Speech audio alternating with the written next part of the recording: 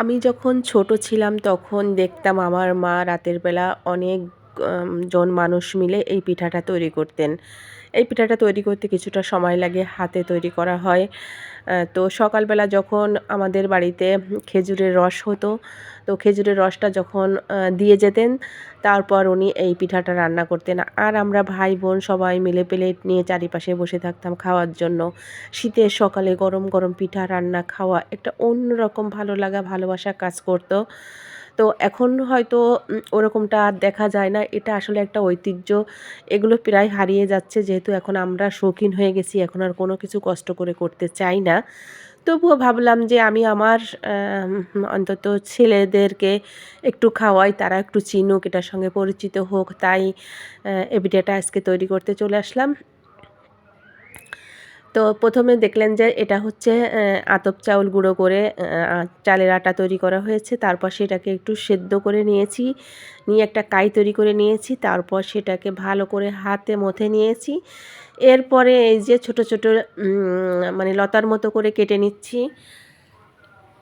তারপর আমি কেটে নিব। আসলে আমি অতটা আমার মা আ বা দাদি এরা যেমন সুন্দর এক্সপার্ট ছিলেন, আসলে আমি এতটা না। তারপরেও পারি, চলে। ছেলেদেরকে এটার সঙ্গে পরিচিত করাতে পেরেছি। একদম না পারার মধ্যেও আমি নাই। যাই হোক, এই যে একা, একা মানে খুব কষ্ট করে তৈরি করে নিলাম। তো সবগুলো পিঠা প্রায় তৈরি করা হয়ে গেছে। দেখতে পেলেন যে কত সুন্দর। আসলে এই পিঠাটা দেখতে আমার কাছে ভীষণ ভালো লাগে। খেতে যতটা ভালো লাগে তার থেকে মনে হয় একটা কিউট বেবি লাগে আমার কাছে। যেমন ধরতেও ভালো লাগে, খেতে ভালো লাগে। তো আমি তো যেহেতু শহরে আছি, শীতের একদম ১ম খেজুরের রসটা তো এখানে আশাই করা যাবে না।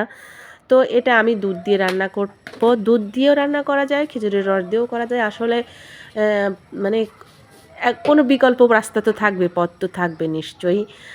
তো আমি এখানে দুধ দিয়েছিলাম। তারপর প্রয়োজনে কিছু মশলা দিয়ে দিলাম, চিনি দিয়ে দিলাম, নারকেল। এই তো সব কিছু দিয়ে সুন্দর করে এবার ভালোভাবে বলক-টলক উঠে গেলে এখন পিঠাগুলো আস্তে, আস্তে দিয়ে দিচ্ছি। আসলে রান্না করা এটা কোনো মানে কঠিন কাজ না, খুবই সহজ কাজ। কিন্তু এটা তৈরি করাটাই হচ্ছে একটা ধৈর্যের ব্যাপার। যাদের ধৈর্য আছে তারাই শুধু পারবেন এটা তৈরি করতে। কিন্তু যাদের ধৈর্য নাই তারা নিশ্চয়ই পারবে না। তো এই তো নাড়াচাড়া দিয়ে সুন্দর করে রান্না করে নিয়ে ফেললাম। আমার ছোট ছেলের এই পিঠাটা এত বেশি পছন্দ। ১ বছর আগে আমি যখন আমার বাবার বাড়িতে গিয়েছিলাম তখন ও এটা খেয়েছিল। সেই থেকেই এটার পাগল বেশি হয়ে গেছে। তো এই তো আমি আমার ছেলেদেরকে তৈরি করে খাওয়াতে পেরেছি, তারা খুশি হয়েছে। এটাতেই হচ্ছে আমার সার্থকতা। আসলে একটা মা কোনো কিছু যখন কষ্ট করে তৈরি করে তখন বাচ্চারা যদি মানে ভালোভাবে খায়, আনন্দ করে খায় তখন সেটাই সার্থকতা। আসলে বাচ্চা না, আমি যখন কারো জন্য কোনো কিছু তৈরি করব তারা যদি সেটা খুব ভালোভাবে খায়, খেয়ে যদি তৃপ্তি পায়, আনন্দ পায়, প্রশংসা করে তাহলেই যথেষ্ট। তো আজকের ভিডিও পর্যন্ত শেষ করলাম। আল্লাহ হাফেজ।